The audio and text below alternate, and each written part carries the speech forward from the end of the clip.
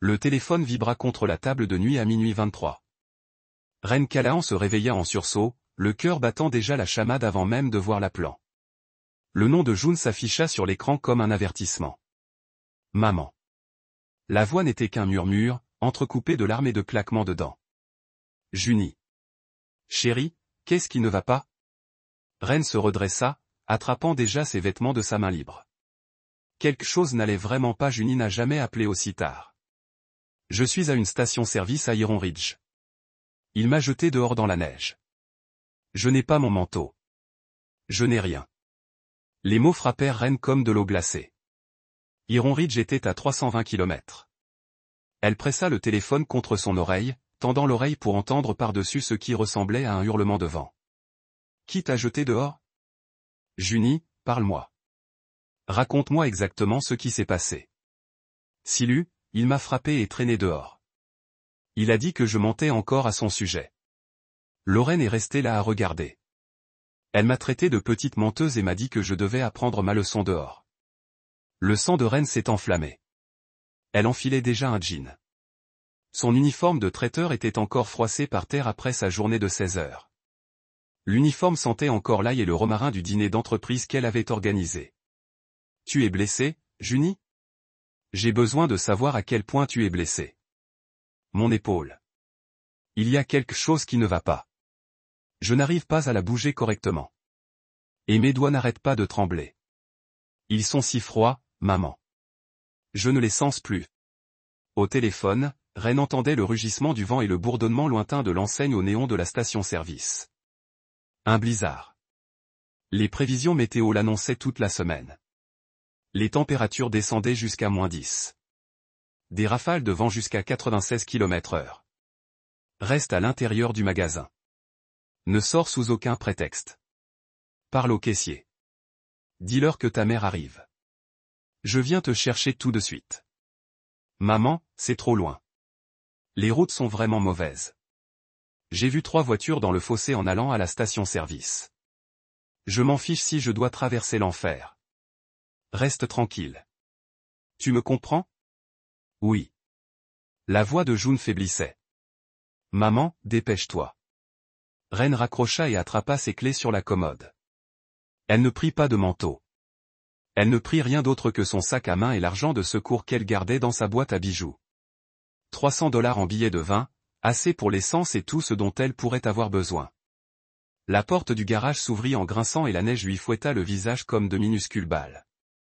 Son Honda Pilot était recouvert de 15 cm de neige blanche, telle une sculpture de neige. Elle épousseta le pare-brise à main nue, le froid lui mordant la peau comme de minuscules couteaux. Ses doigts étaient déjà engourdis lorsqu'elle franchit le point côté conducteur. 200 mètres dans un blizzard. À minuit, elle sortit de l'allée en marche arrière et s'engagea sur l'autoroute 35. La rue était déserte, à l'exception d'un chasse-neige qui descendait Main Street. Des gyrophares orange clignotaient dans l'obscurité.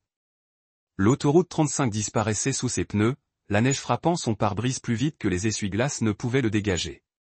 Le monde au-delà de ses phares était un mur blanc, seulement troué par la lueur rouge occasionnelle des feux arrière ou le clignotement jaune des panneaux de signalisation. Reine serra le volant jusqu'à ce que ses jointures blanchissent.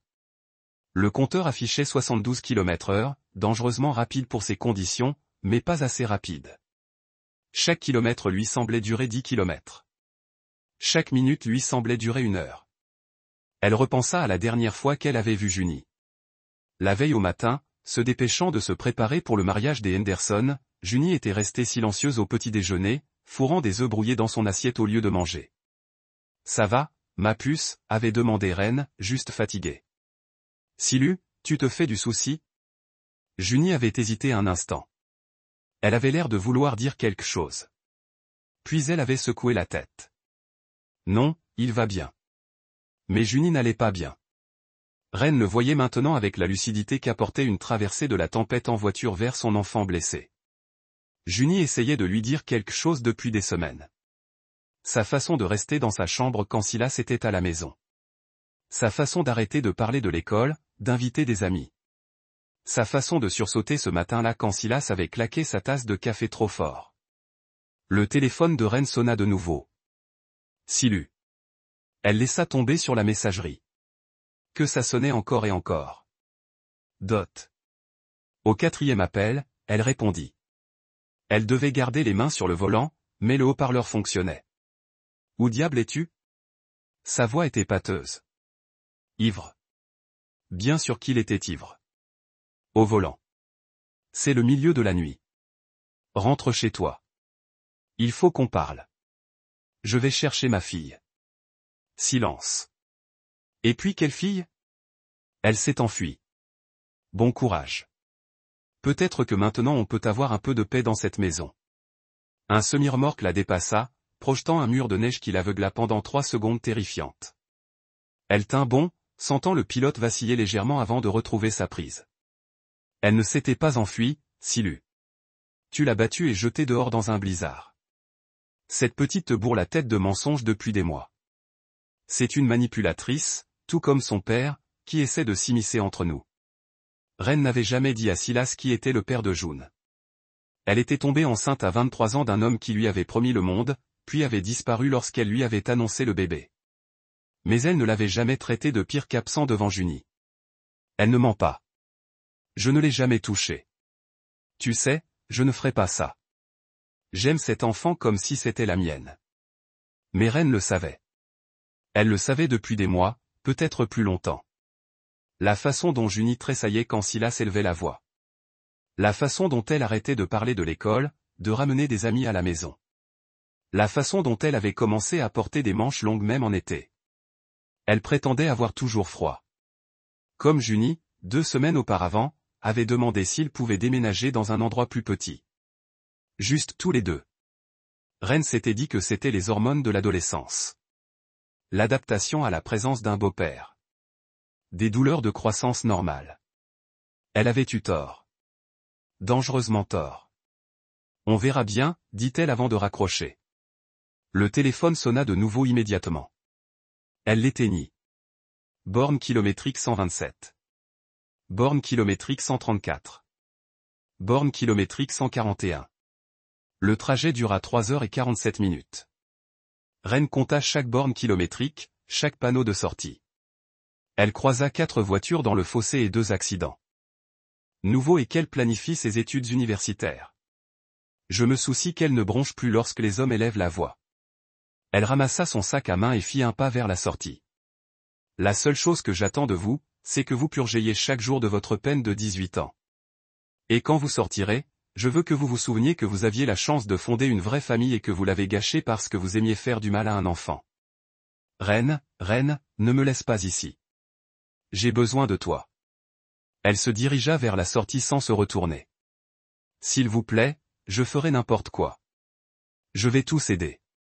La boulangerie, le matériel, tout. The steel door closed behind her with a final satisfying click. Outside in the parking lot, Ren sat in her car for a moment, listening to the engine warm up. The sun was shining, and the snow from last week's storm had mostly melted, leaving only small patch in the shadow. Her phone buzzed with a text from Junie. Junie, how did it go, Ren? It went exactly how it was supposed to go. Junie, good. See you at home. I'm making dinner. Pasta with that sauce you talked me. Ren, save room for dessert. I'm bringing ice cream. Junie, what flavor, Ren? Victory flavor. Ren smiled and put the car in drive.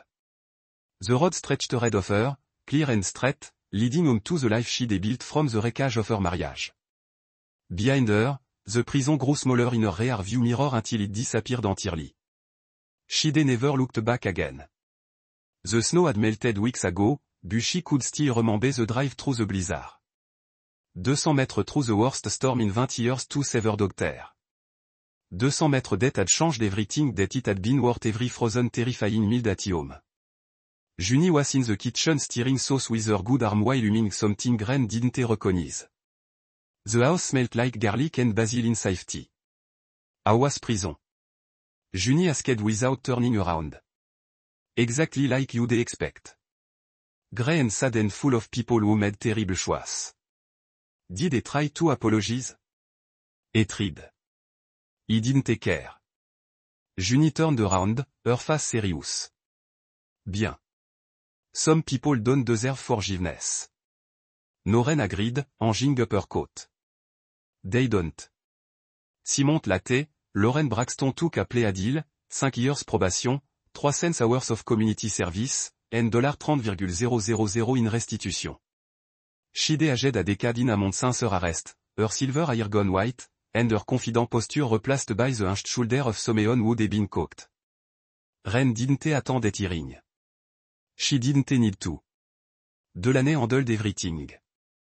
She looked broken, Delaney reported Latte, like she finally understood what she had done. He don't care how she looked, Ren said. He cared that she can't hurt anyone else's child. Now, standing in her expanded kitchen, watching her employee prepare for another successful event. Ren thought about the woman she'd been a year ago, tired, overworked, making excuse for a man who'd been systematically destroying her life. A woman who'd chosen to believe lies because the truth was too painful to face. That woman was gone. In her place was Someone Strange. Someone who'd learned that love without boundary was just another word for enabling. Someone who'd learned that forgiveness was optional, but justice was essential. The timer on the industrial oven she made. Dinner was ready. Ren pulled on her oven meat and got back to. Où la police était déjà sur place. Leur gyrophare rouge et bleu peignait la neige de couleur patriotique. Elle ne s'arrêta pas. Impossible. Sa fille l'attendait. La station-service était posée comme une île lumineuse dans l'obscurité blanche. Une station Sinclair avec une enseigne verte en forme de dinosaure qui vacillait au vent. Ren s'arrêta devant la porte d'entrée et courut à l'intérieur, la neige crissant sous ses bottes comme du verre brisé. Junie était assise recroquevillée dans un coin près du café. Des machines, le bras gauche serré contre elle. Ses lèvres étaient bleues. Ses cheveux étaient mouillés et filandreux, comme si elle était dehors depuis des heures. Elle n'était qu'un pull fin et un jean, tous deux trempés de neige fondue. Bébé. Ren se laissa tomber à genoux et prit Junie dans ses bras, faisant attention à son épaule blessée. Junie sanglota contre le cou de sa mère. Je croyais que tu ne viendrais pas. Je croyais que personne ne viendrait. Je croyais que j'allais mourir ici. Je viendrai toujours te chercher. Toujours. Peu importe la distance, quoi qu'il arrive. Le caissier derrière le comptoir, un garçon de 19 ans maximum, les yeux fatigués et un badge sur lequel était écrit « Dylan », surveillait avec une inquiétude évidente. « Dois-je appeler quelqu'un » demanda-t-il. « Une ambulance ou quelque chose ?» Elle est là depuis des heures. Je lui ai donné du chocolat chaud, mais elle a l'air assez mal en point. On va à l'hôpital, dit Ren. Elle aida Junie à se relever, faisant attention à son bras blessé. Tu peux marcher ? Junie hocha la tête, mais ses jambes tremblaient à chaque pas. Ren entoura la taille de jaune de son bras, soutenant la majeure partie de son poids. Merci, dit-elle à Dylan, de l'avoir laissé rester à l'intérieur. Pas de problème. J'espère qu'elle va bien. Dans la voiture, Ren a mis le chauffage au maximum et a tendu à Junie sa veste de survie, un épais manteau d'hiver qu'elle gardait sur la banquette arrière, pour servir de traiteur lors d'événements en extérieur. Raconte-moi ce qui s'est passé. Tout depuis le début. Junie s'est appuyée contre la vitre passager, son souffle embuant la vitre. Il est rentré ivre vers 22h et s'est remis à hurler à propos de l'entreprise. Comment tu le volais? Comment je te montais contre lui avec mes mensonges? Quel mensonge? À propos de ses coups. À propos de ce qu'il dit quand tu n'es pas là. La voix de June était faible et creuse. Il a dit que j'inventais tout ça pour attirer l'attention. De quelle entreprise parlait-il? Junie avait l'air perplexe. La boulangerie. Il a ouvert une boulangerie avec cette femme. Kai. Il a dit que c'était censé te faire une surprise, mais qu'il avait besoin d'utiliser ton crédit pour obtenir le prêt. Ren a eu un pincement au cœur. Quelle femme? Blonde, mince, vraiment jolie. Elle vient parfois à la maison quand tu travailles tard. Il pense que je ne remarque pas, mais je vois sa voiture dans l'allée. Une BMW blanche. La BMW qu'elle avait vue garer 2 fois dans la rue le mois dernier. Celle qui avait démarré brusquement quand elle était rentrée tôt du mariage des Morrison. Ça fait combien de temps que ça dure? La boulangerie? Quelques mois, je crois. Mais elle vient depuis plus longtemps que ça. Peut-être depuis l'hiver dernier. 18 mois. Depuis juste après le mariage. Continue à parler. Que s'est-il passé ce soir? Junie a resserré sa veste autour d'elle. Il était vraiment ivre. Pire que d'habitude. Il s'est mis à hurler que j'étais ingrat, que tu avais travaillé si dur pour me donner une belle maison et que j'essayais de tout gâcher avec mes mensonges. Puis il m'a attrapé par le bras et m'a secoué. C'est là que tu t'es blessé à l'épaule. Il m'a tiré du canapé. J'ai entendu un bruit sec. Puis il a commencé à me tirer vers la porte, en disant que je devais apprendre le respect. C'est là que Lorraine est arrivée. Elle était là. Elle est venue après qu'il l'ait appelée. Ils me criaient dessus tous les deux. Lorraine a dit, j'étais une petite menteuse et les filles comme moi devaient apprendre leur leçon à la dure. Elle a ouvert la porte et a dit à Silu de me mettre dehors jusqu'à ce que je sois prête à m'excuser. Junie s'est remise à pleurer. J'ai essayé de leur parler de mon manteau, de mon téléphone, mais ils n'ont rien voulu entendre. Silu m'a simplement poussé dehors dans la neige et a verrouillé la porte. Je les entendais rire à l'intérieur. Les urgences étaient presque vides à 4 heures du matin. Un médecin à l'air fatigué, le regard bienveillant et les tempes grisonnantes, examinait Junie pendant que Reine remplissait des papiers. Ses mains tremblaient en écrivant, mais plus à cause du froid. L'épaule est luxée, a dit le docteur Williams en sortant de la salle d'examen 20 minutes plus tard. Nous l'avons déplacée, mais elle aura besoin d'une écharpe pendant 3 à 4 semaines. Elle a aussi des gelures précoces au bout des doigts et des orteils. Encore 1 heure dehors, et nous envisagerions une amputation. Il s'est arrêté, regardant Reine droit dans les yeux avec l'expression de quelqu'un qui en avait trop vu. Les ecchymoses sur ses bras. Et des côtes suggèrent que quelqu'un l'a attrapé et secoué violemment. Il y a aussi des ecchymoses plus anciennes à divers stades de guérison. Est-ce que quelqu'un lui a fait ça? Reine jeta un coup d'œil par la fenêtre à Junie, qui fixait le plafond tandis qu'une infirmière lui enveloppait les doigts et les orteils dans des couvertures chauffantes. Sa fille paraissait si petite sous les draps d'hôpital. Oui, mon mari. Le docteur Williams hocha la tête et nota une note dans son dossier. Nous sommes tenus de déposer une plainte auprès des services de protection de l'enfance, et je recommande vivement de prendre des photos de ces blessures pour les documenter. Ces ecchymoses s'estomperont, mais les photos sont éternelles. J'y avais déjà pensé. Bien. Il lui tendit une carte de visite. Voici le numéro de la ligne d'assistance téléphonique pour les violences conjugales. Ils peuvent vous aider avec des ressources juridiques, un logement temporaire, une aide financière. Je n'ai pas besoin de logement. J'ai besoin qu'il parte. Le docteur Williams examina son visage. C'est un bon début. Mais Madame Callahan, les hommes qui maltraitent les enfants s'en prennent souvent à eux lorsqu'ils sont coincés. Soyez prudente. Lorsque Junie sortit de l'hôpital 2 heures plus tard, elle s'endormit sur le siège passager avant même qu'ils aient quitté le parking de l'hôpital. Reine rentra lentement chez elle, le soleil matinal se levant sur les champs enneigés comme une tache jaune pâle. Les routes étaient plus dégagées, déneigées et salées. Mais elle avait le temps de réfléchir, de planifier, de se mettre en colère.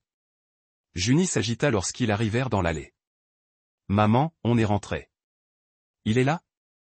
Reine regarda l'allée déserte. Le camion de Silas avait disparu. Bien. Elle avait besoin de temps pour digérer ce qui s'était passé avant de revoir son visage. Non, il n'est pas là. À l'intérieur, Reine aida Junie à entrer dans sa chambre et l'aborda. Les yeux de June étaient déjà lourds d'épuisement et de médicaments, mais elle lutta pour rester éveillée. « Maman, qu'est-ce que tu vas faire ?» Reine repoussa les cheveux de June de son front. Une petite coupure près de sa racine était déjà en train de se former une croûte.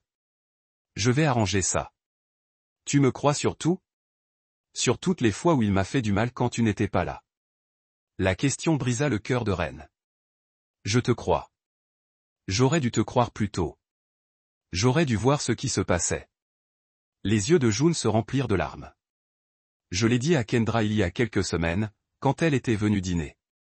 Je me suis dit que si je le disais à quelqu'un en qui tu avais confiance. » L'estomac de Reine se serra. Qu'a-t-elle dit? Elle a dit que je me méprenais probablement. Que Silu était si charmant et gentil avec tout le monde. Que j'étais peut-être jaloux parce que tu étais enfin heureux et que je ne voulais pas te partager. Reine serra les dents si fort qu'elle en avait mal aux dents. Kendra était son amie depuis 12 ans. Elles avaient créé leurs entreprises à peu près en même temps, s'étaient soutenues mutuellement lors de divorces, de difficultés financières et de crises de panique nocturne à l'idée de se mettre en danger. Elle avait ignoré l'appel à l'aide de June, car Silas savait sourire, apporter des fleurs et dire les bons mots lors des dîners. Elle avait tort. Tu avais raison de le lui dire et elle avait tort de ne pas écouter. Dors, ma puce. Je m'en occupe.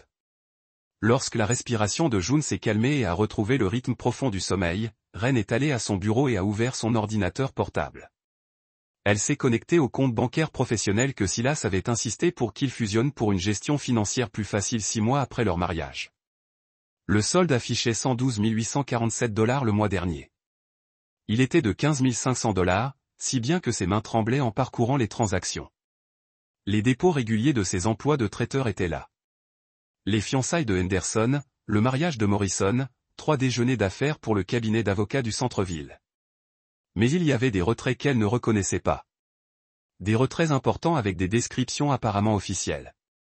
$5 000 pour Iron Ridge Équipement Rental, $8 000 pour Braxton Enterprises LLC, $15 000 pour HRC Construction, $3 500 pour Commercial Kitchen Solutions, $7 200 pour Braxton and Associates Business Development.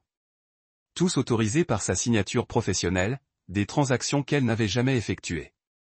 Elle imprima chaque page des relevés bancaires, son imprimante fonctionnant pendant 10 minutes d'affilée. Puis elle ouvrit son système de gestion client et regarda les réservations pour les 3 prochains mois, à moitié vides. L'année dernière à la même époque, elle avait affiché complet jusqu'à la Saint-Valentin. Cette année, elle avait exactement 4 événements prévus, dont 2 étaient des événements caritatifs qui couvraient à peine les frais. Ren fixa l'écran jusqu'à ce que les chiffres deviennent flous. Elle pensa au client qui avait annulé ces 2 derniers mois. Madame Patterson, qui lui avait réservé 3 jours fériés. Les fêtes, soudainement, sont parties avec quelqu'un d'autre sans explication. La famille Henderson a annulé sa fête d'anniversaire avec 2 jours de préavis, prétextant une simplicité. La chambre de commerce de Monté a choisi un autre traiteur pour son dîner annuel après avoir travaillé avec Ren pendant 5 années consécutives sans aucune explication. Juste des annulations polies et des sourires d'excuses. Maintenant, elle savait pourquoi. Elle a pris sa veste et ses clés. Silas serait au travail pendant encore 6 heures, s'il était seulement allé travailler. Elle a eu le temps de fouiller correctement la maison que j'avais visitée et le garage derrière une pile de pots de peinture qui n'avait pas bougé depuis des années. Elle l'a trouvé. Un deuxième téléphone, un iPhone plus récent dans une simple coque noire, rangé dans une vieille boîte à outils. L'écran s'est allumé lorsqu'elle l'a pris. Pas de code. Silu avait toujours été négligent avec la sécurité, pensant que personne n'oserait le surveiller. Le téléphone affichait 47 SMS non lus et 12 appels manqués. Les SMS lui ont retourné l'estomac. Kai, où es-tu? Tu avais dit que tu serais là il y a 1 heure.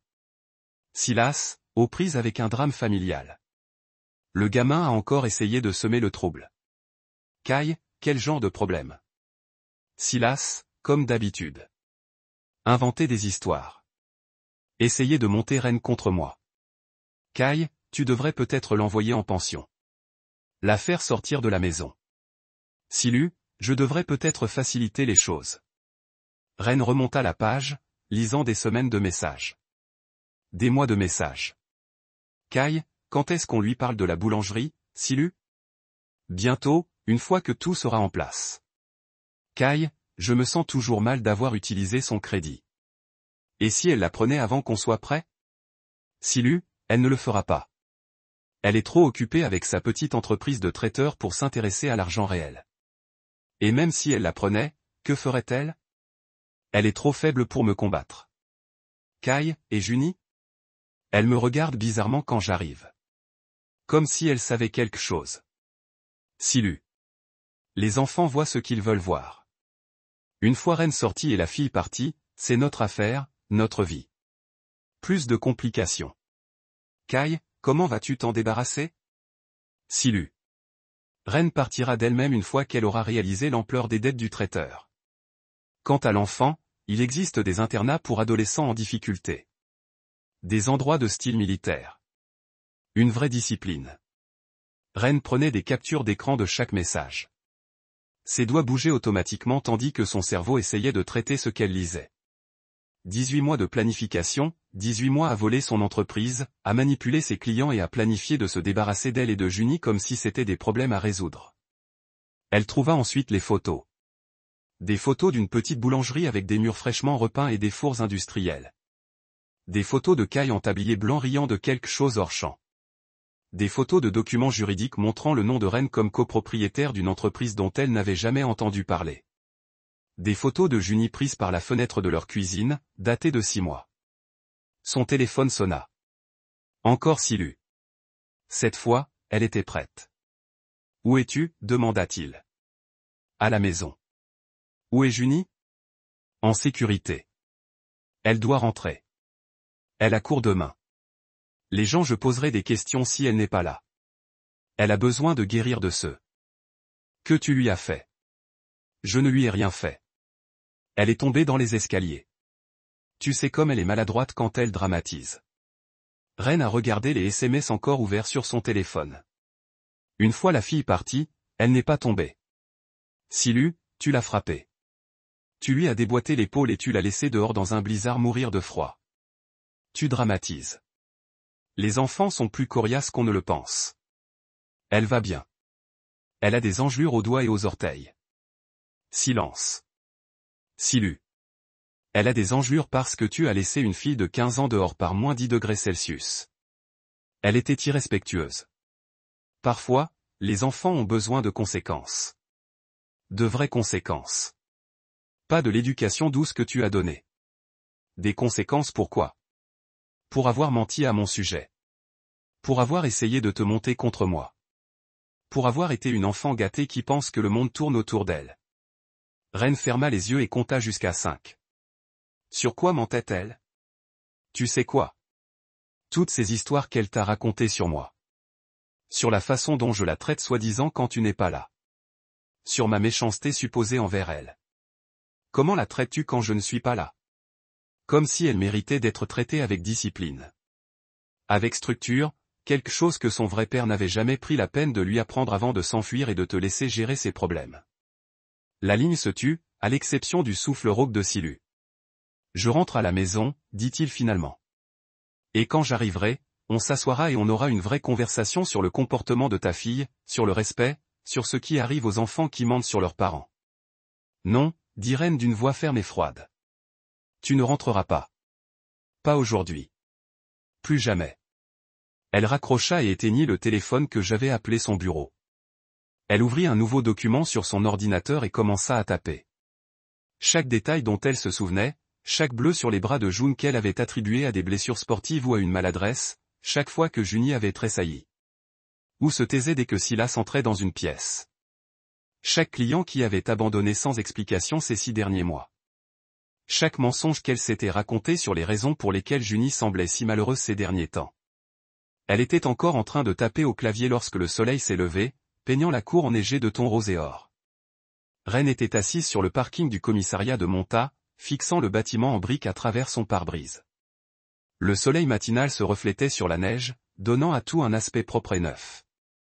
Juni était chez elle, endormie sous une pile de couvertures, son téléphone enfin rendu. Ren l'avait trouvé dans le camion de Silu, avec l'ordinateur portable de June. Les 2 appareils avaient été effacés. Réinitialisés. Pas de photos, pas de messages, aucune trace de la vie que Juni avait menée avant que Silas ne décide qu'elle était un problème à résoudre.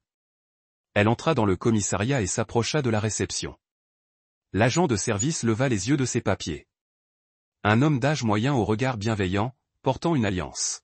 « Je dois porter plainte pour maltraitance infantile », dit-elle. L'agent Martinez prit sa déposition pendant qu'elle la lui montrait. Le dossier médical de l'hôpital. Les photos des ecchymoses de Juni semblaient encore plus graves sous les néons du commissariat, des empreintes de mains violettes autour de ses biceps, des marques en forme de doigts sur ses côtes, l'articulation de l'épaule enflée qui avait nécessité une sédation pour se repositionner. Ces blessures sont compatibles avec une contention forcée, a déclaré Martinez en examinant les photos. Et vous avez dit qu'il l'avait laissée dehors par des températures négatives pendant au moins 3 heures. Elle a marché 3 kilomètres pour trouver un téléphone. Où est votre mari maintenant? Je ne sais pas. Il n'est pas rentré hier soir. A-t-il essayé de vous contacter? Reine lui a montré les 17 appels manqués sur son téléphone et des messages vocaux de plus en plus agressifs. Martinez en a écouté 2 avant d'arrêter l'écoute. Il profère des menaces, a déclaré Martinez. Contre vous et votre fille. C'est de l'intimidation de témoins. Est-ce un crime? C'est un crime, surtout si on le combine avec les accusations d'agression. Martinez a rempli les formulaires et lui a remis un numéro de dossier. Nous devrons vous interroger. Je vous invite à venir avec ma fille quand elle se sentira prête. En attendant, je vous recommande vivement d'obtenir une ordonnance restrictive. Le tribunal ouvre à 8 heures. Au tribunal, Reine a rempli d'autres documents. La greffière, une femme d'une 50aine d'années aux yeux fatigués et aux mains expertes, a examiné les documents avec un calme professionnel. Dossiers médicaux, photos de blessures, menaces documentées par messagerie vocale, a-t-elle dit en cochant des cases sur un formulaire. Cela devrait suffire pour une ordonnance restrictive temporaire. Le juge Ulbrook examinera la situation dans les 24 heures. Et ma fille? Peut-il essayer de l'emmener? Avec les preuves médicales et votre déclaration, nous pouvons également déposer une demande d'ordonnance de garde protectrice temporaire. Cela signifie qu'elle reste avec vous et qu'il lui est interdit tout contact jusqu'à l'audience. Quand cela aura-t-il lieu? 2 semaines, peut-être 3, selon le calendrier du tribunal. Reine a tout signé. Sa main était maintenant ferme, sa signature claire et nette. Du tribunal, elle s'est rendue à la First National Bank. Le gérant, Roberts, s'occupait de son compte professionnel depuis 8 ans. Il l'avait aidée à traverser les périodes difficiles où elle avait des difficultés financières. Il débutait et avait fêté avec elle le jour où elle avait enfin réalisé un bénéfice réel. Il parut mal à l'aise lorsqu'elle lui expliqua ce qu'elle avait découvert. « J'ai besoin d'une expertise comptable judiciaire », dit-elle en faisant glisser les relevés bancaires imprimés sur son bureau. Quelqu'un a effectué des transactions non autorisées sur mon compte professionnel. Roberts afficha ses relevés sur son écran d'ordinateur. Son visage devint sérieux tandis qu'il parcourait les transactions, les comparant à ses copies imprimées. Ces signatures, dit-il en désignant plusieurs bordereaux de retrait. Elles ressemblent aux vôtres, mais la pression est différente. Et vous signez toujours avec une légère courbe ascendante à la fin. Et à Callahan, ces signatures sont plates, comme si quelqu'un les avait tracées. Quelqu'un a contrefait ma signature. Apparemment.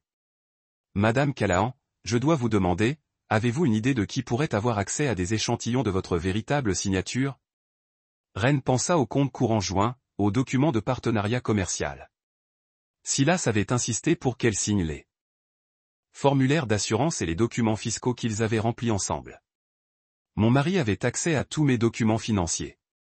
Roberts hocha la tête d'un air sombre. Lancez immédiatement l'enquête pour fraude. En attendant, je bloque le compte et vous délivre une nouvelle carte de débit. Nous allons également déposer un rapport auprès de la division des crimes financiers du FBI. Combien de temps durera l'enquête? 2 à 4 semaines pour les conclusions préliminaires. Mais Madame Callahan, si l'affaire est portée devant le tribunal, la banque témoignera. L'usurpation d'identité est un crime fédéral. Reine rentra chez elle avec un dossier rempli de relevés bancaires et de documents juridiques. Junie était réveillée, assise à la table de la cuisine avec un bol de soupe au poulet refroidi. Elle essayait de manger de la main gauche, son bras droit toujours immobilisé dans l'écharpe. « Comment vous sentez-vous » demanda Reine, assis en face d'elle, comme si j'avais été renversé par un camion. Junie parvint à esquisser un faible sourire, mais ça allait mieux. Mon épaule ne me fait plus aussi mal et je sens à nouveau mes doigts. Bien. Je dois vous poser des questions difficiles sur Silu, sur la durée de cette histoire. Junie posa sa cuillère.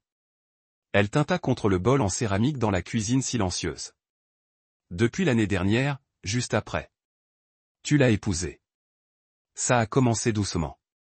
Il me serrait le bras trop fort quand je ne faisais pas les corvées assez vite. Ou il me bousculait quand je répondais. Il disait que c'était une punition normale. Pourquoi ne me l'as-tu pas dit plus tôt? J'ai essayé. Tu te souviens quand j'ai dit qu'il me faisait peur? Tu as dit qu'il était encore en train de s'habituer à son rôle de beau-père. Que je devrais lui laisser le temps de comprendre. Reine se souvenait qu'elle avait fait la vaisselle après le dîner, et que Junie s'était approchée d'elle avec précaution, comme elle le faisait quand quelque chose la rendait nerveuse. Maman, Silas me met mal à l'aise, avait dit Junie. Comment ça? Il se met vraiment en colère quand tu n'es pas là, et il dit des trucs sur papa. Comme quoi papa a bien fait de partir parce que je suis trop embêtante. Ren avait coupé l'eau et regardé sa fille. Junie avait 13 ans à l'époque, tout en genoux, coude et insécurité. Le divorce d'avec le père de June avait été prononcé seulement 2 ans plus tôt, et Ren était si heureuse d'avoir enfin un partenaire, quelqu'un pour l'aider avec les factures, le jardinage et tous les aspects épuisants de la monoparentalité. Il s'habitue encore à son rôle de beau-père, avait-elle dit. Laisse-lui du temps. C'est un homme bien. Mais Junie avait secoué la tête. Il est différent quand tu n'es pas là. Différent, plus méchant. Il crie plus fort et il me regarde toujours comme s'il attendait que je fasse quelque chose de mal. Ren s'était essuyé les mains et s'était agenouillé à hauteur des yeux de Junie. Chérie, c'est dur pour nous tous. Silas n'a jamais eu d'enfant. Il apprend à faire partie d'une famille. Peux-tu essayer d'être patiente avec lui? Junie avait hoché la tête, mais elle avait l'air vaincue, comme si elle avait essayé d'avertir quelqu'un d'un incendie et qu'on lui avait répondu que ce n'était qu'une bougie. Je suis désolé, dit Ren. J'aurais dû t'écouter. Ce n'est pas ta faute. Il est vraiment doué pour faire semblant quand tu es là. Il t'apporte des fleurs, te raconte des blagues et se comporte comme le mari parfait. Mais quand tu pars, la voix de June s'éteignit. Que se passe-t-il quand je pars? Il me dit que je ne vaux rien, que je suis un fardeau que tu ne peux pas te permettre, que si je t'aimais vraiment, j'irais vivre avec mon père biologique et que j'arrêterais de gâcher tes chances de bonheur. Tu n'as pas de père, pas un père qui vaille la peine d'être connu. C'est ce que je lui ai dit. Alors il a dit, je devrais peut-être disparaître complètement. Faciliter la vie de tout le monde. Ren tendit la main par-dessus la table et prit celle de June, écoute-moi. Tu n'es pas un fardeau. Tu n'es pas sans valeur. Tu es la meilleure chose que j'ai jamais faite de ma vie. Junie serra les doigts. Que allons-nous faire? Nous allons le détruire. Cet après-midi-là.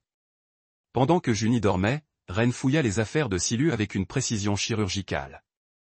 Elle commença par sa commode, vérifiant chaque poche de chaque vêtement. Elle trouva des cartes de visite de Braxton & Associates, une entreprise dont elle n'avait jamais entendu parler. Elle trouva des reçus pour des achats d'équipements, des mixeurs professionnels, des fours industriels, des unités de réfrigération de qualité restaurant, tous débités sur sa carte de crédit professionnel. Elle photographia tout, créant une piste numérique de preuve que Carson et ses costumes coûteux ne pourraient pas justifier. Je suis le placard de Silas, caché derrière une pile de vieux magazines de police. Elle trouva un dossier intitulé « Développement commercial ».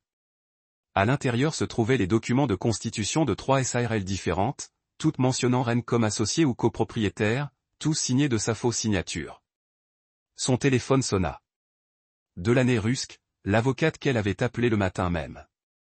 Madame Callahan, j'ai examiné les documents initiaux que vous m'avez envoyés. Pouvez-vous nous rencontrer cet après-midi? Je serai là dans 1 heure.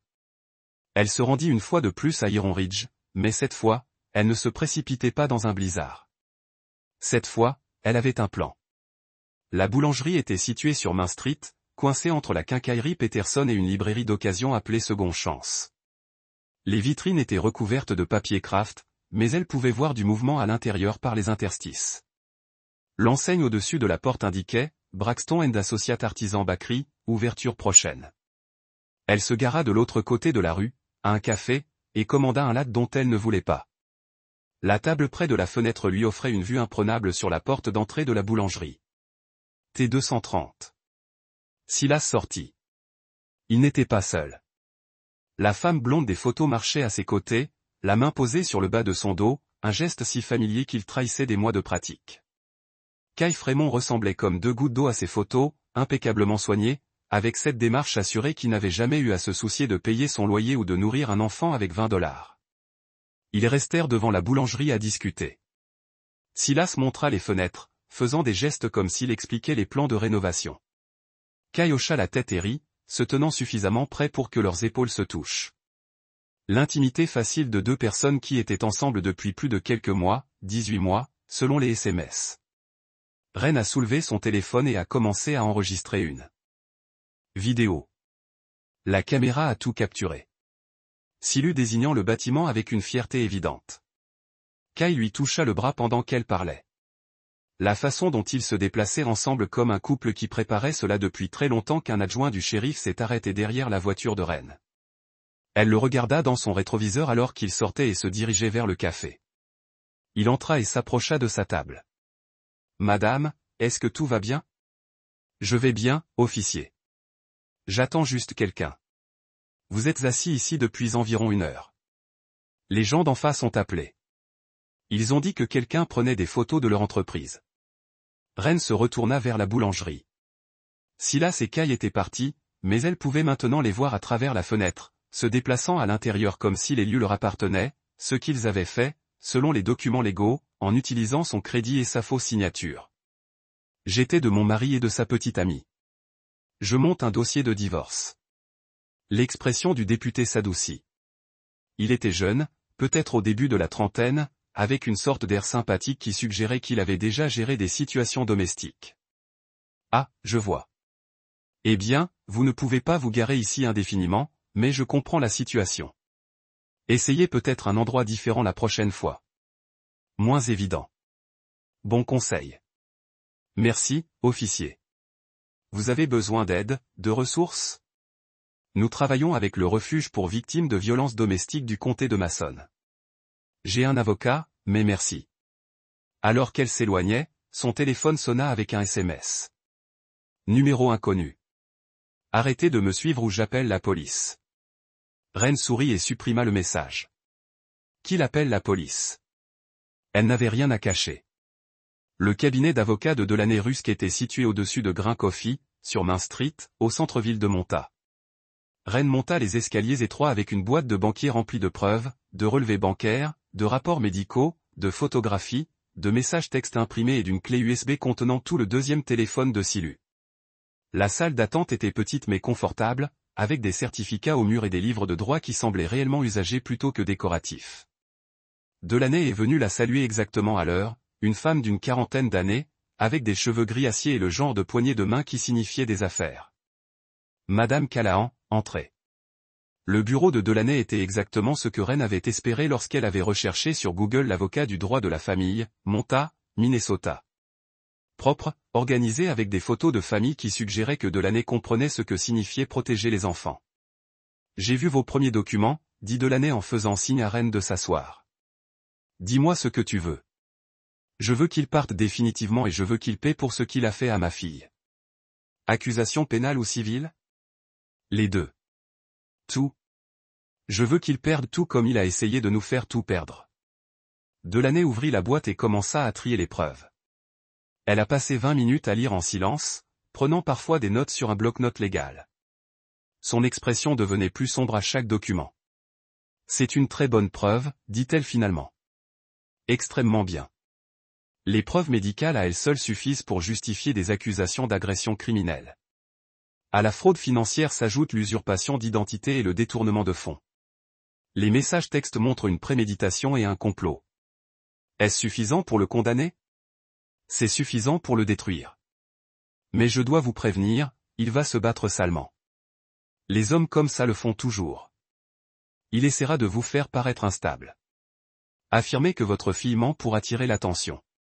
Disons que vous êtes une ex-femme vindicative qui essaie de lui voler son argent. Laissez-le essayer. Delaney a souri pour la première fois depuis que Ren était entré. J'espérais que tu dirais ça. Parlons maintenant de la petite amie de votre mari. Et elle ? C'est un témoin clé. Et d'après ses SMS, elle est également co-conspiratrice de la fraude. Cela la rend vulnérable. Cela signifie qu'elle risque une peine de prison si elle ne coopère pas. Les gens deviennent très coopératifs lorsqu'ils réalisent qu'ils partagent peut-être une cellule avec quelqu'un. Delaney a passé un appel téléphonique pendant que Ren organisait les preuves par ordre chronologique. Elle ne pouvait entendre qu'un côté de la conversation, mais le ton de Delaney était professionnel et direct. C'était le bureau du procureur, a déclaré Delaney après avoir raccroché. Ils sont très intéressés par cette affaire. Fraude financière impliquant faux, maltraitance d'enfants avec preuves médicales et accusations de complot. Ils veulent aller vite. À quelle vitesse ? Silu sera arrêté dans les 48 heures. Kelly Fremont sera assignée à comparaître dans le cadre de l'enquête préalable. Elle peut soit coopérer, soit faire face à des accusations de co-conspiratrice. Et si elle refuse de témoigner? Puis elle va aussi en prison. Mais je ne pense pas que nous en arriverons là. Elle est jeune. Elle a peur. Et selon ses messages, elle a cru à ces mensonges selon lesquels vous étiez un partenaire consentant. Quand elle se rendra compte qu'il l'a manipulée aussi, elle se retournera. Ils ont servi les journaux à Silu un jeudi après-midi alors qu'il était à la boulangerie. Ren le savait parce que Kyle l'avait qualifié d'hystérique 20 minutes plus tard. C'est fou. La voix de Kyle était haute et stridente au téléphone. Silas a dit que tu étais fou, mais je ne pensais pas que tu essaierais de le détruire. Je n'essaie pas de le détruire. J'essaie d'obtenir justice pour ma fille. Votre fille ment. Silas ne ferait jamais de mal à un enfant. Ren était assise à la table de sa cuisine, regardant par la fenêtre Junie, qui était assise sur le porche arrière en train de lire. Sa fille avait l'air paisible pour la première fois depuis des mois. Vous l'avez aidé à voler mon entreprise. Je n'ai rien volé. Il a dit que la boulangerie était son idée, que vous étiez un partenaire silencieux qui voulait rester silencieux jusqu'à ce que tout soit prêt. Avez-vous signé des documents de prêt? Silence. Kyle, as-tu signé des documents de prêt utilisant mon crédit et mon entreprise comme garantie pour une boulangerie dont je ne connaissais rien? Il a dit que tu le savais. Il a dit que vous l'aviez accepté, mais que vous vouliez garder le silence jusqu'à ce que la boulangerie soit prête à ouvrir. Il m'a montré des papiers avec votre signature. De faux papiers avec ma fausse signature. Plus de silence donc. Oh mon Dieu. Oh mon Dieu. Que ai-je fait? Vous avez commis une fraude. Mais vous pouvez résoudre ce problème. Comment dire la vérité sous serment devant un tribunal? Et si je ne le fais pas? Ensuite, tu vas en prison avec lui.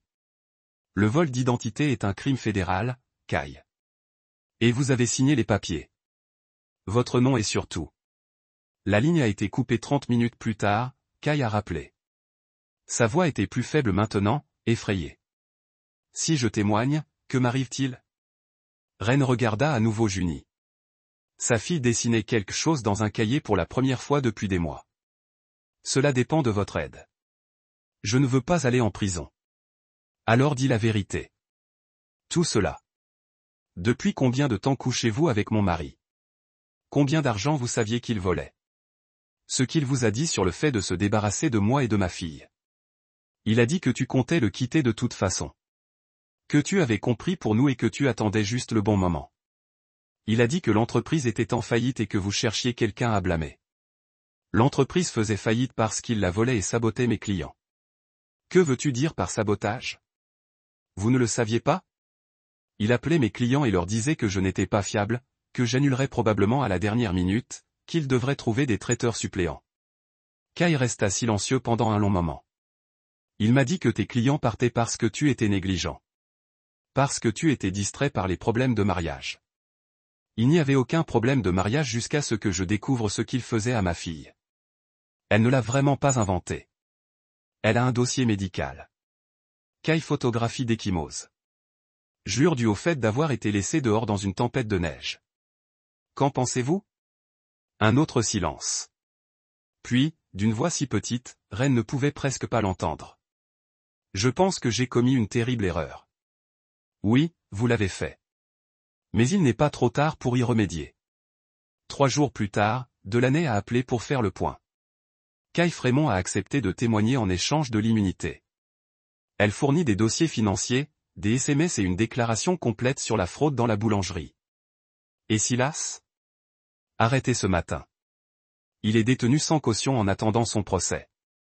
Le procureur l'accuse de tout ce dont nous avons discuté, plus d'intimidation de témoins pour ses messages vocaux. Bien. Il y a autre chose.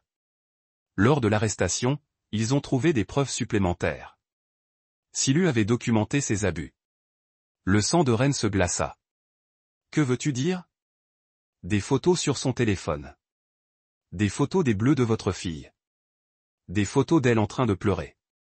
Il gardait des trophées. Le téléphone glissa dans la main de Ren. Elle l'a attrapé avant qu'il ne touche le sol. Madame Callahan, êtes-vous là? Je suis là. Je sais que c'est difficile, mais c'est aussi exactement ce que nous devons prouver pour la méditation. Il ne faisait pas que maltraiter votre fille. Il l'appréciait suffisamment pour le documenter. Cette nuit-là, Ren s'est assis sur le lit de June et lui a parlé de son arrestation. Il est en prison. Oui. Et il ne sortira pas avant le procès. Junie resta silencieuse un moment, regardant ses mains. Et Lorraine? Et elle? Elle a aidé. Elle lui a dit de me jeter dehors. Elle a dit, je l'ai mérité. Ren s'était également posé la question. Lorraine Braxton habitait à 40 minutes de là, mais elle était apparue à la maison moins d'1 heure après l'appel de Silu, comme si elle l'attendait. Nous nous occuperons d'elle aussi. Le lendemain matin, Ren trouva ce dont elle avait besoin. En parcourant les messages vocaux de Silu sur son deuxième téléphone, elle découvrit un enregistrement de Lorraine. Il est parti la nuit où il avait jeté Junie dehors. La voix de la vieille femme était claire et froide. Tu l'as frappée assez fort cette fois. Elle ferait mieux d'apprendre à se taire, sinon la prochaine fois ce sera pire. Certains enfants ont besoin d'une vraie discipline. Votre père l'a compris. Ren a joué le message 3 fois, chaque répétition la rendant encore plus en colère. Lorraine n'était pas seulement au courant des abus. Elle l'avait encouragé. La salle d'audience sentait le vieux bois et la sueur nerveuse. La lumière du matin pénétrait à travers les hautes fenêtres, projetant des motifs géométriques sur les parquets usés. Ren était assise à la table du plaignant avec Delaney, les mains croisées sur ses genoux, vêtue de son plus beau costume bleu marine, le même costume qu'elle avait porté à son mariage il y a 2 ans. De l'autre côté de l'allée, Silas était assis avec son avocat, Carson Wells, un homme bien habillé avec des cheveux argentés et le genre de montre chère qui coûte probablement plus cher que les voitures de la plupart des gens. Carson n'arrêtait pas de jeter un coup d'œil à son téléphone comme s'il avait un endroit plus important où se trouver. Silas avait perdu du poids en prison. Sa combinaison orange pendait librement sur sa silhouette et ses cheveux n'étaient pas peignés. Il essaya d'attirer le regard de Ren lorsqu'elle entra, mais elle regarda droit devant elle, vers son siège. Elle ne l'avait pas regardé une seule fois depuis son entrée dans la salle d'audience. Junie était assise dans la galerie derrière Ren, vêtue d'une simple robe bleue qui couvrait les bleus qui s'estompaient sur ses bras. Son bras gauche était toujours en écharpe et elle gardait sa main droite sur un petit enregistreur numérique, un cadeau de Delaney, pour l'aider à se souvenir de ce qu'elle devait dire quand ce serait son tour de témoigner. Tous, levez-vous, appela le bailli. La juge Patricia Ulbrook entra dans la pièce. Elle était plus jeune que ce que Ren avait imaginé, peut-être 50 ans, avec des cheveux argentés et le genre de regard direct qui suggérait qu'elle avait entendu tous les mensonges qu'un accusé pouvait raconter, et qu'elle n'était impressionnée par aucun d'entre eux. Il s'agit d'une audience portant sur plusieurs accusations, a déclaré le juge Ulbrook en s'installant derrière le banc et en ouvrant un épais dossier. Accusation pénale de maltraitance d'enfants au 1er degré, de voies de faits graves, de fraude financière, d'usurpation d'identité et de tentative de coercition sur un mineur contre l'accusé, Silu Braxton. Les 2 parties sont-elles prêtes à procéder? Oui, votre honneur, dit Delaney en se levant brièvement. Carson se leva et boutonna sa veste de costume. Votre honneur, nous pensons que ces accusations sont le résultat d'une ex-femme vindicative qui tente de détruire la réputation et les moyens de subsistance de mon client. Monsieur Braxton est un membre respecté de la communauté qui n'a jamais été accusé d'aucun crime. C'est un vétéran qui a servi son pays avec honneur et il a bâti une entreprise prospère à partir de rien. Nous verrons cela, dit sèchement le juge Ulbrook. Madame Rusk, présentez votre cas. Delaney se leva et s'approcha du banc du juge. Votre honneur, les preuves montreront que l'accusé a systématiquement abusé d'un enfant mineur dont il avait la garde pendant une période de 18 mois, a volé plus de 43 000 $ sur le compte professionnel de sa femme et a eu recours à la fraude et au vol d'identité pour démarrer une entreprise concurrente avec son partenaire extra-conjugal. Elle se tourna vers la salle d'audience, établissant un contact visuel avec le jury. Il ne s'agit pas d'un cas de mauvaise communication ou de conflits conjugaux. Il ne s'agit pas ici d'une rébellion adolescente ou d'une discipline parentale qui aurait légèrement mal tourné. Il s'agit d'un cas d'abus calculé, de crimes financiers et d'un complot visant à abandonner 2 victimes après avoir volé leurs moyens de subsistance. L'accusation est passée en premier. Delaney a appelé le docteur Williams depuis la salle d'urgence pour témoigner des blessures de June. Selon mon opinion professionnelle, a déclaré le docteur Williams, en ajustant ses lunettes tout en examinant le dossier médical de June. Les ecchymoses sur les bras et le torse de la victime suggèrent que quelqu'un l'a saisie et secouée violemment. La luxation de l'épaule nécessitait une force importante, le genre de force qui serait utilisée lors d'une altercation physique, et non d'un accident. Continua-t-il d'une voix ferme et clinique. Les engelures indiquent une exposition prolongée à des températures glaciales. En fonction de la gravité des lésions tissulaires, j'estime qu'elle est restée dehors pendant au moins 3 heures dans des conditions négatives. Carson s'est présenté au contre-interrogatoire. Docteur, n'est-il pas possible que ces blessures aient été causées par une chute, peut-être dans un escalier? Extrêmement improbable. Une chute ne provoquerait pas cette forme spécifique de contusion sur les 2 bras, ni n'expliquerait les engelures survenues sur les extrémités qui auraient été protégées lors d'une chute. Mais on ne peut pas l'exclure complètement. Le docteur Williams regarda directement Carson. Monsieur Wells, en 22 ans de médecine d'urgence, j'ai vu des centaines d'enfants blessés lors de chutes. J'ai également vu des centaines d'enfants blessés par des abus. Ces blessures ne correspondent qu'à des abus. Ensuite, Delaney a appelé Roberts de la banque. Il a apporté des copies agrandies des signatures contrefaites et une analyse détaillée des transactions non autorisées. Ces retraits totalisent $43 000 sur une période de 6 mois, a témoigné Roberts, en désignant une chronologie affichée sur un grand écran. Tout cela a été fait à l'insu ou sans le consentement de Madame Callahan. Les signatures sont clairement des contrefaçons. Comment pouvez-vous être sûr qu'il s'agit de faux? Delaney a demandé. Je traite les transactions bancaires de Madame Callahan depuis 8 ans. Sa signature présente des caractéristiques cohérentes, des formations de lettres spécifiques, des modèles de pression et une courbe ascendante distinctive sur la lettre finale. Ces signatures manquent de toutes ces caractéristiques. Quelle est la sanction habituelle pour ce niveau de fraude financière? Carson s'y est opposé. Il appelle à une conclusion juridique. Soutenu. Le juge Ulbrook a déclaré, Monsieur Roberts, tenez-vous aux faits financiers. Les faits sont simples. Roberts a poursuivi, quelqu'un a systématiquement volé $43 000 en utilisant une fausse autorisation. Cela répond à la définition fédérale du vol d'identité et de la fraude bancaire. Puis est arrivée Kay. Elle s'est dirigée vers la barre des témoins comme si elle se dirigeait vers sa propre exécution. Elle portait un costume gris conservateur et un maquillage minimal, semblant plus jeune et plus vulnérable que sur aucune des photos de la boulangerie. Ses mains ont tremblé lorsqu'elle en a placé une sur la Bible. Indiquez votre nom pour le compte rendu, a déclaré Delaney. Kay Elizabeth Fremont. Comment connaissez-vous le défendant? We've been romantically involved for about 18 months. Were you aware that Monsieur Braxton was married during this time? Kayle's voice was barely audible.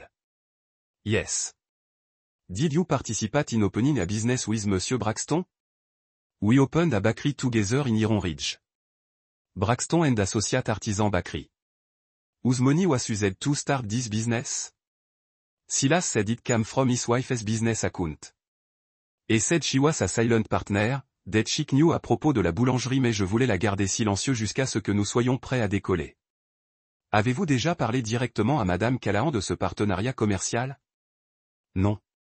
Silu a dit qu'elle était trop occupée avec son entreprise de restauration pour s'impliquer dans les détails.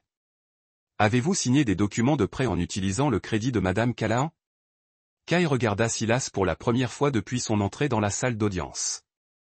Il regardait droit devant lui, la mâchoire serrée, les mains serrées sur ses genoux.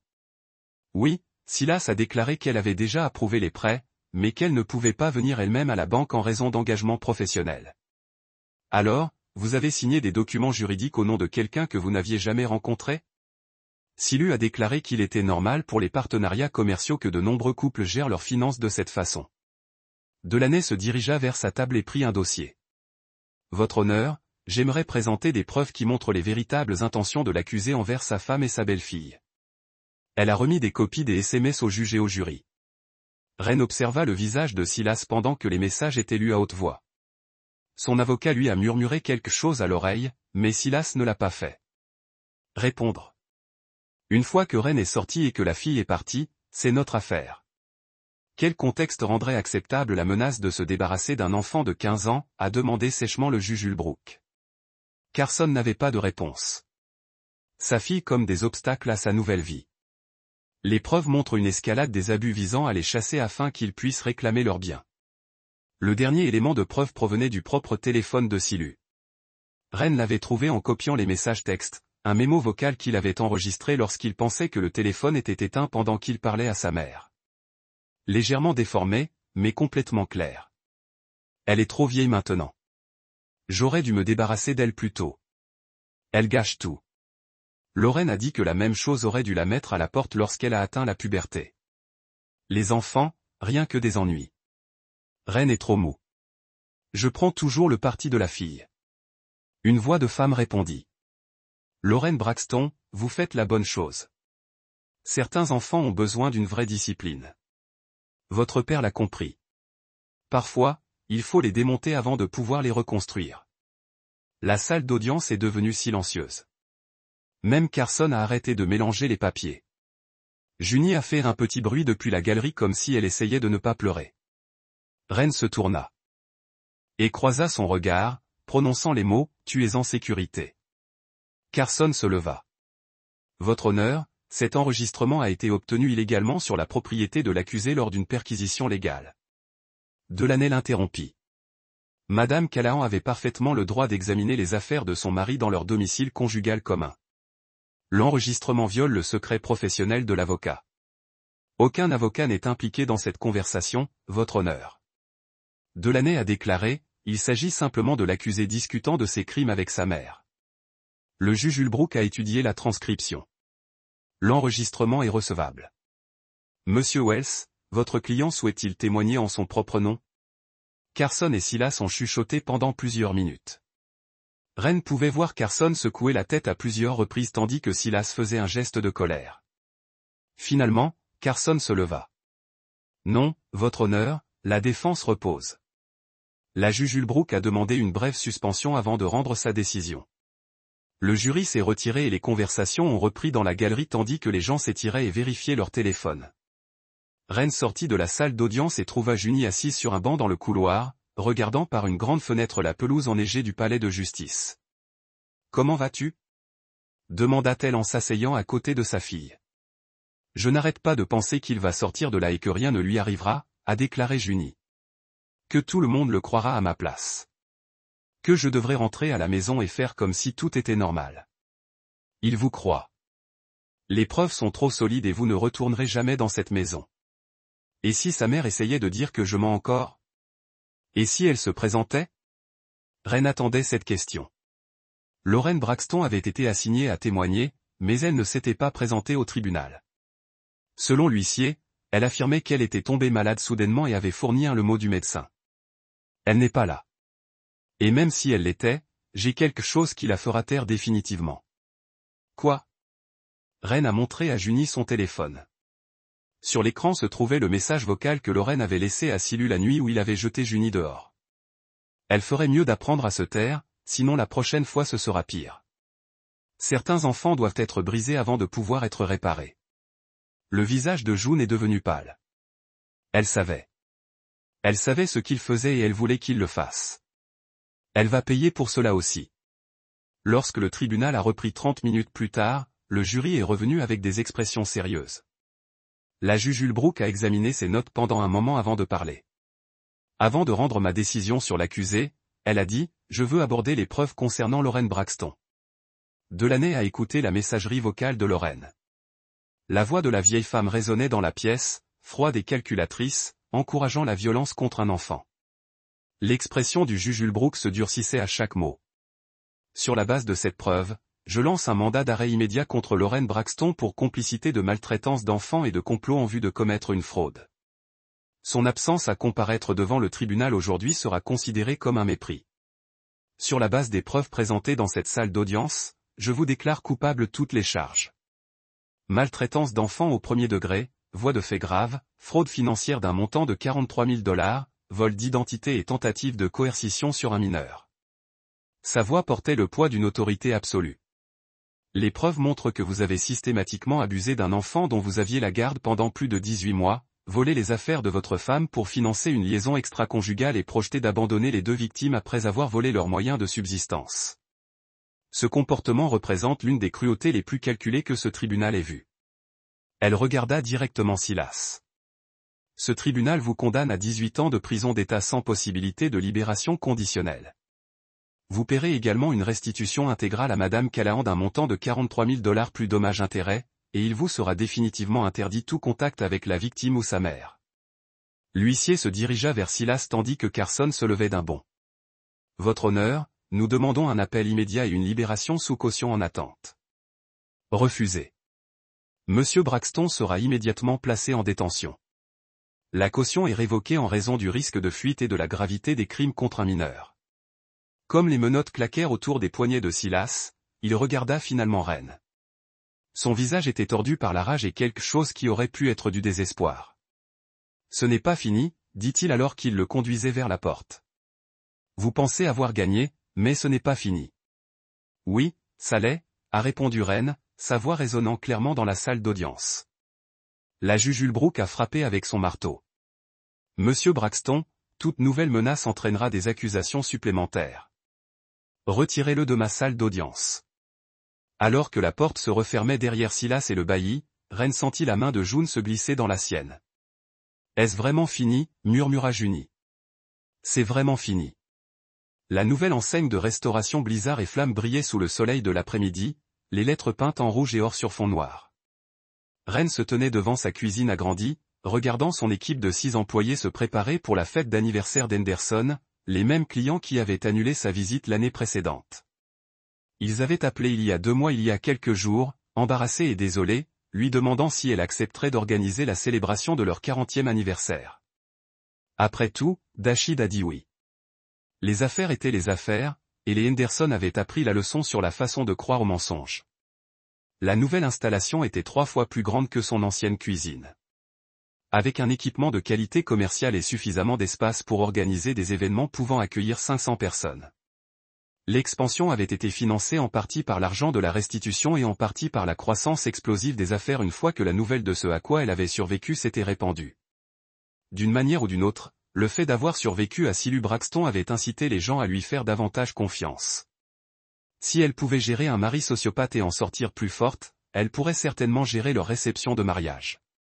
Junie sortit de l'immeuble de bureau voisin du siège de la Blizzard and Flamme Foundation. À 16 ans, elle était plus grande et plus forte qu'elle ne l'était il y a 1 an, ses cheveux coupés en un carré pointu qui la faisait paraître plus âgée et plus confiante. Elle portait un portfolio sous son bras valide et portait un jean et un t-shirt de base sur lequel on pouvait lire « Briser le cycle ». Comment s'est déroulée la réunion ? Demanda Ren, levant les yeux de sa liste de contrôle d'inventaire. Patterson veut que nous financions 3 maisons supplémentaires. Elle pense que nous pouvons aider 15 familles cette année au lieu de 10. La fondation a fourni un logement temporaire aux mères célibataires fuyant une relation violente. C'est Junie qui a suggéré que c'est 6 mois après le procès que l'argent de la restitution et les bénéfices de l'entreprise ont commencé à s'accumuler en argent réel. Pouvons-nous nous le permettre ? Maman, nous avons réalisé 200 000 bénéfices au dernier trimestre. Nous pouvons nous permettre ce que nous voulons. Ren sourit. Junie avait hérité de son sens des chiffres, de son entêtement et de sa capacité à voir à travers les mensonges des gens. En parlant de cela, continua Junie en s'installant sur la chaise à côté du bureau de Ren. J'ai suivi le programme d'art au Minneapolis College of Art and Design. Admission anticipée, bourse complète. Ils ont aimé ma proposition de roman graphique. Le roman graphique de June raconte l'histoire d'une jeune fille qui a survécu aux abus de son beau-père et a contribué à son envoi en prison. Elle avait commencé à l'écrire dans le cadre d'une thérapie et son conseiller l'avait encouragée à soumettre le premier chapitre à un magazine littéraire pour adolescents. Il avait été publié il y a 6 mois et partagé des milliers de fois en ligne. La section des commentaires était remplie d'autres survivants disant « Merci d'avoir raconté leur histoire. Je suis fier de toi, dit Ren, pensant chaque mot. Merci, a appelé Owen Carson. Silas veut vous rencontrer.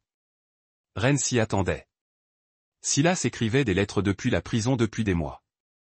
D'abord des discours de colère sur la façon dont elle avait ruiné sa vie, puis des lettres implorantes demandant pardon. Maintenant des tentatives désespérées pour la convaincre qu'il avait changé. Elle les avait tous jetés sans les lire. Que as-tu dit à Carson ? Que tu y réfléchirais. Je n'ai pas besoin d'y penser. Junie sourit. C'est ce que je pensais. Mais j'ai pensé que tu devrais peut-être lui dire toi-même face à face. Pourquoi voudrais-je faire ça ?